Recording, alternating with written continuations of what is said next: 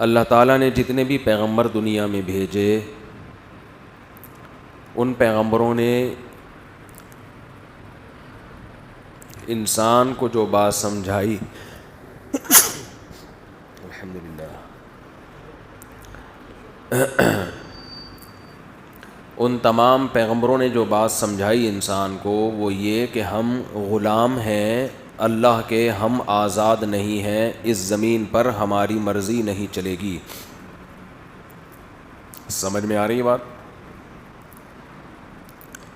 انسان جو ٹینشن میں جاتا ہے، ڈپریشن میں جاتا ہے، اسٹریس میں جاتا ہے، انزائٹی، یہ مختلف ناموں سے ایک ہی بیماری ہے جس کو مختلف تھوڑے تھوڑے فرق کے ساتھ مختلف ناموں سے تعبیر کیا جاتا ہے۔ اس کا جو سب سے بڑا سبب ہے وہ یہ ہے کہ انسان یہ سمجھتا ہے کہ میں اپنے آپ کا مالک ہوں اور میری مرضی کے حساب سے حساب و کتاب چلنا چاہیے۔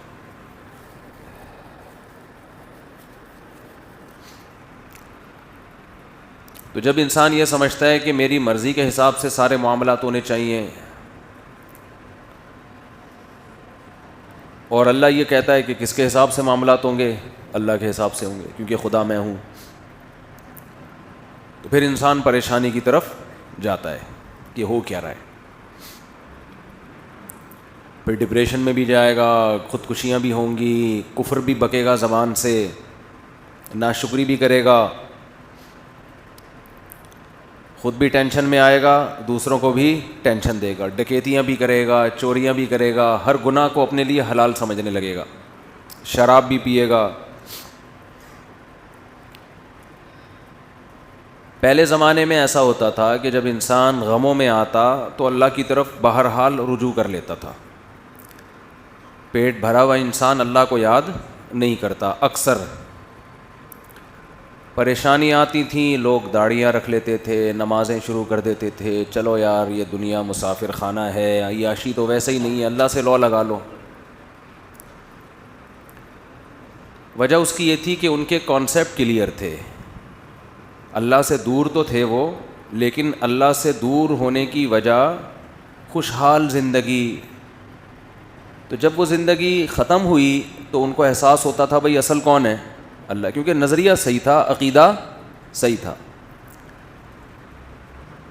بعض دفعہ انسان کو پتہ ہوتا ہے نا کرنا کیا ہے، لیکن کر نہیں رہا ہوتا، خواہشات کا غلام بنا ہوتا ہے۔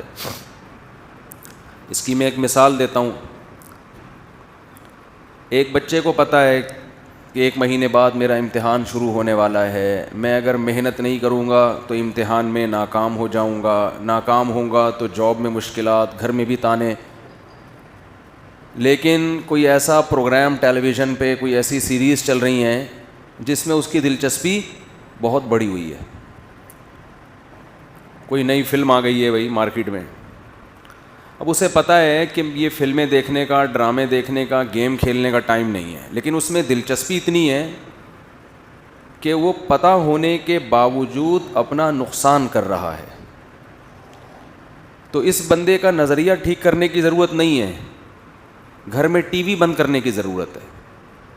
جس ڈرامے میں وہ دلچسپی لے رہا ہے اور پڑھائی کی طرف توجہ نہیں دے رہا، تو باپ کیا کرے گا؟ ٹی وی گھر سے نکال دے گا۔ بیوی تو نکال نہیں سکتا، ٹی وی نکال دے گا،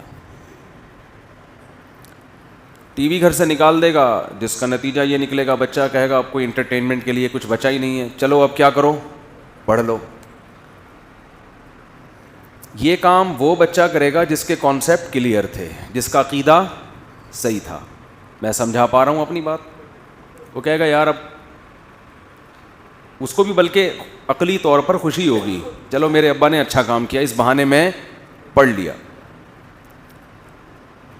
لیکن اگر بچے کا خیال یہ ہے کہ محنت کر کے امتحان دے کے پاس ہونے کا کوئی فائدہ ہی نہیں ہے، تو آپ گھر سے ٹی وی نکالیں یا نہ نکالیں، اس سے بچے کی صحت پہ کوئی فرق بولو نہیں پڑے گا، بلکہ ٹی وی نکالنے سے اس کی ٹینشن بڑھے گی کہ یار کرنے کا ایک کام تھا وہ بھی ابا نے لے لیا اور مصیبت میں ڈال دیا، ٹینشن میں ڈال دیا کہ پڑھو۔ چلو ڈرامہ چھین لیا مجھ سے، فلم چھین لی، ویڈیو گیم چھین لیا، وہ مزے ختم ہو گئے، لیکن مزید ٹینشن تو نہ دینا، میں کچھ اور پان گٹکے میں دل بہلاؤں گا. ابا نے تو ایک اور ٹینشن میرے اوپر ڈال دی کہ اب امتحان کی تیاری کرنی ہے، تو اس سے اس کو ڈبل ڈپریشن ہوگی. سمجھ میں آ رہی ہے؟ ایک تو خوشیاں چھننے کی ٹینشن اور ایک امتحان کی ٹینشن جو اس کے سر پہ ڈال دیا آپ نے، جبکہ اس کو پتہ ہے کہ اس کا یہ عقیدہ ہے کہ اس امتحان کا کوئی فائدہ ہونے والا نہیں. آپ لوگ کو آواز سمجھ میں آ رہی ہے؟ گونج رہی ہے آواز، ڈبل آ رہی ہے. تو جب کہ اس کو پتہ ہے کہ اس امتحان کا کوئی فائدہ نہیں ہوگا، تو اس لیے وہ ڈبل ٹینشن میں آئے گا، مصیبت میں پڑ جائے گا. جب انسان کا کانسیپٹ کلیئر ہوتا ہے، آخرت کے بارے میں اسے یقین ہے کہ آخرت ہے، قبر برحق ہے، جنت ہے، جہنم ہے، برے اعمال کی بری سزا، اچھے اعمال کا اچھا بدلہ، یہ سب جانتے بوجھتے ہوئے بھی بعض دفعہ انسان گناہوں کی زندگی میں پڑ جاتا ہے، کیونکہ خواہشات اسے دور کر دیتی ہیں اللہ کے راستے سے. لیکن اسے یہ احساس ہوتا ہے کہ میں غلط کر رہا ہوں. جسے گہری نیند آتی ہو اس کے لیے فجر پڑھنا مشکل، جسے نیند ہی نہ آئے تو اس کے لیے فجر پڑھنا آسان. تو نیند کی خواہش نماز سے کیا کرے گی؟ روک دے گی. تو ایسے شخص سے جب خواہشات چھین لی جاتی ہیں، اللہ کی طرف سے اسے پریشانیاں آتی ہیں، تو بالآخر وہ مسجد کا رخ کرتا ہے اور پھر اسے وہاں سکون بھی ملتا ہے، اور اندرونی طور پر وہ خوش بھی ہوتا ہے کہ یار چلو کسی بہانے اللہ کے راستے کی طرف آ گئے ہم. پھر اسے یہاں نماز میں، عبادت میں، اللہ سے لو لگانے میں سکون ملے گا، اس کی پریشانی ختم ہوگی.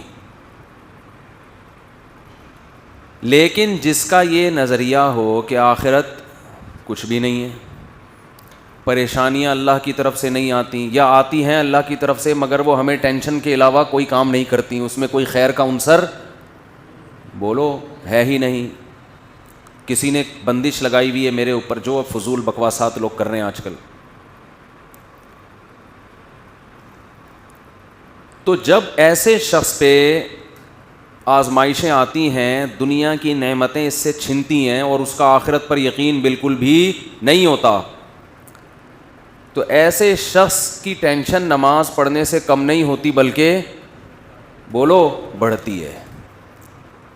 مذہب کی طرف آنے سے اس کی ٹینشن میں کمی کے بجائے اضافہ. اس لیے وہ آتا ہی نہیں ہے اس طرف، وہ آئے گا ہی نہیں اس طرف، کیونکہ وہ تو چاہتا ہے میری ٹینشن ختم ہو نا.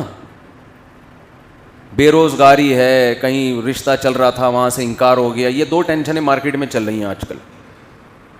اگر آپ دیکھیں نا خودکشیوں کی وجہ، ڈپریشن کی وجہ، تو 2 میں سے ایک ہوگی، یا تو بے روزگاری ہے یا کہیں چاہتے تھے اور ہوئی نہیں وہاں پہ. لڑکیوں میں بھی لڑکوں میں بھی یہ 2 چل رہے ہیں کیس.